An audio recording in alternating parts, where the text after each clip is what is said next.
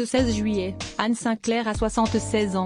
Il y a 13 ans, elle affrontait l'une des plus difficiles épreuves de sa vie lorsque son mari de l'époque, Dominique Strauss-Kahn, était arrêté à New York, accusé d'agression sexuelle. Face à cette tempête et celle qui allait suivre, la journaliste a fait preuve d'un calme et d'une diplomatie inimaginable afin de rompre en douceur. Quelle a été sa stratégie? Chronique d'un divorce. Il est 22h59 à Paris, le 14 mai 2011 lorsqu'un premier tweet tombe. 30 minutes plus tard, l'information est à la une de 2 sites internet américains. Au matin du 15 mai, elle tourne en boucle sur toutes les chaînes d'infos, dans toutes les radios, et sur les sites web du monde entier. Dominique Strauss-Kahn, le directeur du FMI, accusé d'agression sexuelle, a été interpellé à New York juste avant qu'il ne s'envole pour Paris. Si est-il la stupeur? Lui, l'ancien ministre de l'économie et des finances de Lionel Jospin, lui qui a su affronter, au niveau mondial, la terrible crise financière de 2008, lui qui était le favori des sondages pour la présidentielle de 2012 en France, voit son destin balayé. Un grand homme vacille, une grande histoire d'amour aussi. Mais cela va prendre du temps. Beaucoup de temps. Car face à la brutalité et la violence de la situation, à l'énormité des enjeux et des accusations, Anne Sinclair va déployer des trésors de patience et de diplomatie. Quelques heures avant que la nouvelle ne tombe, la journaliste est à Paris dans l'appartement qu'elle possède place des Vosges. Elle se prépare à sortir passer une soirée chez son ami Patrick Bruel. Le portable de la journaliste sonne, si est son mari. Il est en route pour l'aéroport. Il y a un problème grave, lui dit-il, on en parle demain quand j'arrive. Anne Sinclair entre chez Bruel à 23h. Elle y retrouve une cinquantaine d'amis du chanteur qui lui ont fait une surprise alors qu'il rentrait après s'être produit sur scène au théâtre. Anne est partie vers minuit, elle était en pleine forme et voulait se coucher tôt pour aller chercher Dominique à 6h à l'aéroport, expliquera après coup l'hôte de la soirée au journal du dimanche. Il n'en sera pas ainsi. Anne Sinclair, je ne crois pas une seule seconde aux accusations qui sont portées contre mon mari. À peine connue la nouvelle et alors qu'elle n'est même pas encore rentrée chez elle, des proches prennent en charge la journaliste. Leur mission, l'éloigner de ce quartier qui sera très vite cerné par les caméras et la protéger. Tous sont sous le choc. En larmes, raconte à l'époque le JDD. Avant de suivre la consigne essentielle édictée par ses amis, dont certains sont des spécialistes de la communication de crise, et qui va consister à se taire et à se taire, Anne Sinclair prend la parole, une seule fois. Je ne crois pas une seule seconde aux accusations qui sont portées contre mon mari. Je ne doute pas que son innocence soit établie, écrit-elle dans un communiqué. Dernier mot avant des mois. Et une épreuve hors du commun à surmonter. En 2008 déjà, l'ex-présentatrice de l'émission 7 sur 7 avait dû affronter la médiatisation de la liaison de son mari avec une jeune économiste hongroise du FMI, Piros Kanagy. Elle avait pardonné et écrit sur son blog, « Chacun sait que ces choses peuvent arriver dans la vie de tous les couples. Pour ma part, cette aventure d'un soir est déjà derrière nous. Nous avons tourné la page. Nous nous aimons comme au premier jour. » Le surlendemain des faits survenus au Sofitel, si est une femme meurtrie mais combative qui atterrit à l'aéroport John F. Kennedy de New York. Les faits reprochés sont graves. Lorsqu'elle pose le pied aux États-Unis, DSK a déjà été emmenée en prison. Sur les télévisions du monde défilent les images d'un homme au visage défait.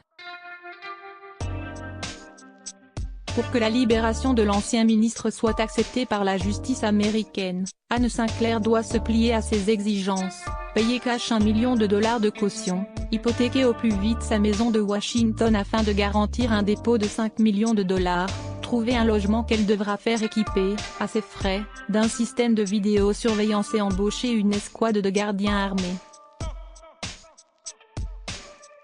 Dans le huis clos de l'appartement de New York, puis dans la maison où DSK est assigné à résidence, les journées sont longues. Enfermé dans ses prisons dorées, le couple dort beaucoup, parfois 15 heures par jour, aidé, nous dit Le Monde, par des calmants.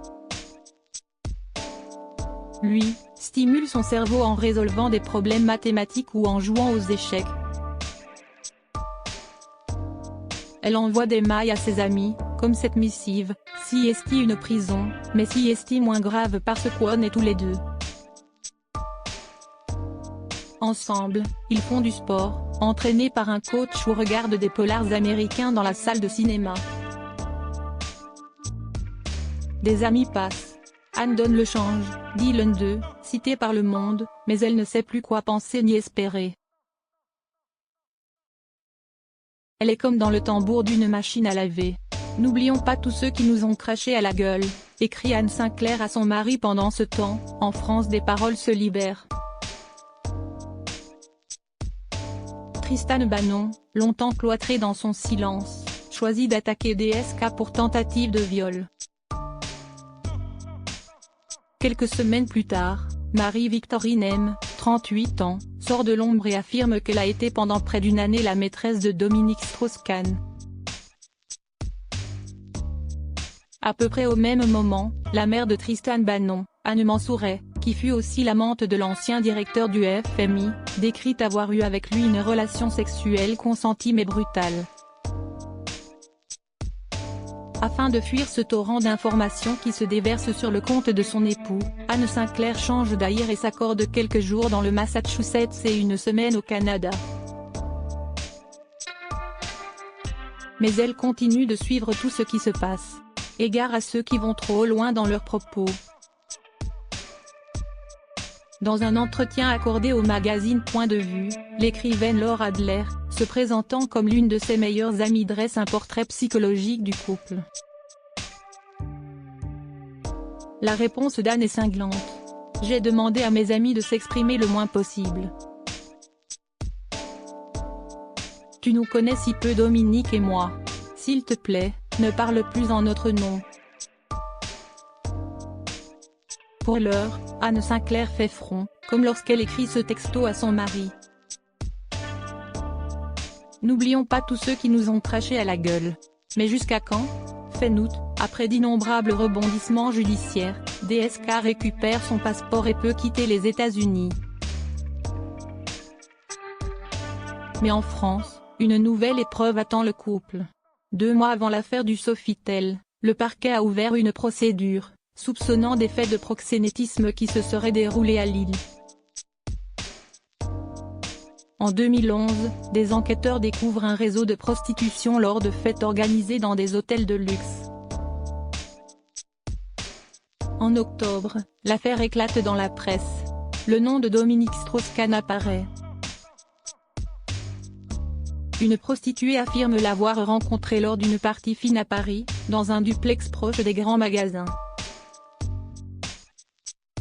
La presse dévoile des SMS, dont celui-ci, qu'aurait envoyé DSK à l'un de ses amis. « Veux-tu, peux-tu, venir découvrir une magnifique boîte coquine à Madrid avec moi, et du matériel ? Nouvelle tempête. »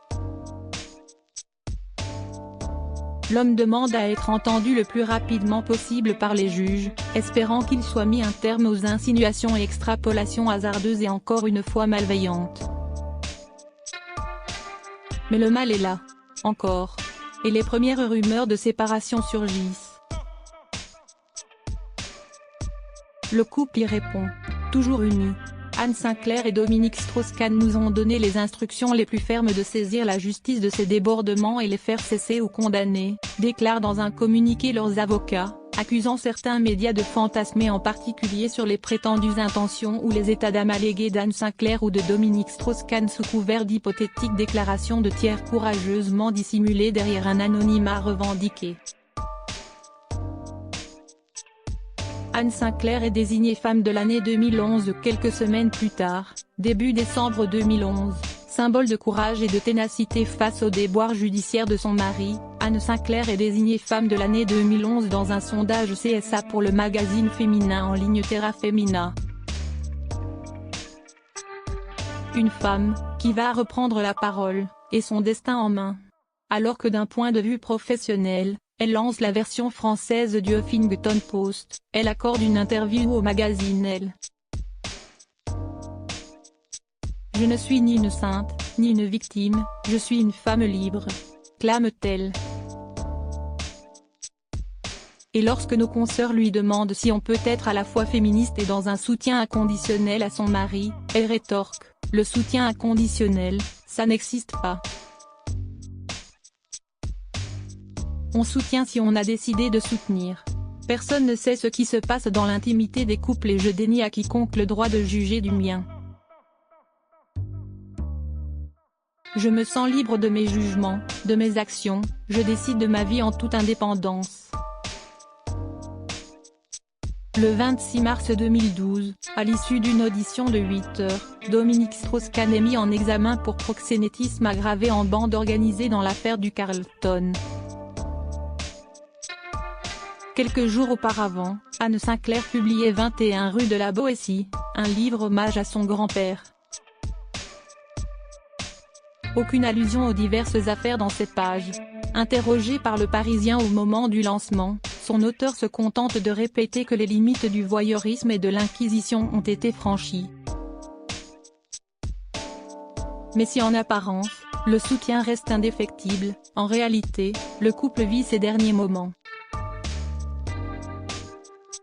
À l'image de la soirée anniversaire de leur ami Julien Dray à laquelle ils se rendent ensemble le 28 avril. L'une des dernières apparitions du couple. Le 30 juin 2012, Closer sort l'information, Anne Sinclair, elle a enfin quitté DSK. Selon le magazine, la journaliste aurait demandé à son mari de quitter l'appartement conjugal. Fidèles à leur ligne de conduite, l'homme politique et sa femme attaquent aussitôt l'hebdomadaire pour atteinte à la vie privée. Reste que les faits sont avérés, confirmés par plusieurs sources, et par un proche de DSK à l'AFP quelques jours plus tard. Anne Sinclair se mure dans le silence sur l'affaire pendant 9 ans. Pas question pour autant de la part d'Anne Sinclair de s'épancher. Comment va votre vie personnelle depuis votre séparation d'avec Dominique Strauss-Kahn? L'interroge Le Parisien 2 mois plus tard. Réponse: j'ai bonne mine, j'ai pris des vacances, je retravaille durement, je suis à fond sur les élections américaines. Puis, cette conclusion, laconique, je vais très bien, merci. Circuler, il n'y a rien à voir. Le silence va durer 9 ans. Jusqu'à la sortie de son livre Passé composé, début juin 2021. Peu avant, Anne Sinclair en fait la promotion dans différents médias. Enfin, sa parole est libre. Mais toujours respectueuse de l'homme qu'elle a aimé. Quand on est dans une bagarre, on fait face, explique-t-elle au Parisien. On ne détale pas au premier accroc, même si est plus qu'un premier accroc. Après, on se retourne et on se dit oula. Moi, j'ai décidé de tenir et lorsque je n'ai plus pu tenir, j'ai souhaité partir. Mais je ne voulais pas que cela se fasse en pleine tourmente. Au départ, dans cette histoire de New York, je n'avais pas de raison de ne pas croire ce que mon ex-mari disait et de trouver que tout cela était d'une grande violence. Les nouvelles affaires en France s'enfonçaient dans la souillure, écrit Anne Sinclair quelques jours après, interrogée par Paris Match, elle assure, je voudrais que les gens me croient, aussi fou que cela puisse paraître, et malgré tout ce qu'on a raconté sur moi, Je ne savais rien. Vraiment rien ? Demande la journaliste de Paris Match. Aucune compromission, aucune soirée échangiste, comme le tout Paris l'a si longtemps murmuré ? Tout cela m'est étranger, comme ces liaisons que j'ai découvertes après, répond Anne Sinclair. Avec le recul, écrit-elle dans son livre, j'ai réalisé quelle forme de dépendance me liait à Dominique. On appelle cela l'emprise. Elle peut être d'ordre sexuel, intellectuel, elle était pour moi d'ordre affectif. Une affection qui se serait définitivement envolée lorsque la journaliste aurait découvert les dessous de l'affaire du Carlton, les SMS, notamment qu'aurait envoyé son mari à ses amis. La crevasse était abîmée. Les nouvelles affaires en France s'enfonçaient dans la gadoue, la souillure. Elles achevèrent de mettre en pièces ce qui demeurait de notre couple, conclut Anne Sinclair, qui a depuis refait sa vie avec Pierre Nora. Le 10 décembre 2012, la justice américaine avait validé la transaction entre DSK et Nafissatou Diallo et en avait annoncé la confidentialité. L'affaire était close. Le 12 juin 2015, le tribunal correctionnel de Lille avait relaxé Dominique Strauss-Kahn dans l'affaire du Carlton. Fin des affaires. Fin d'une histoire.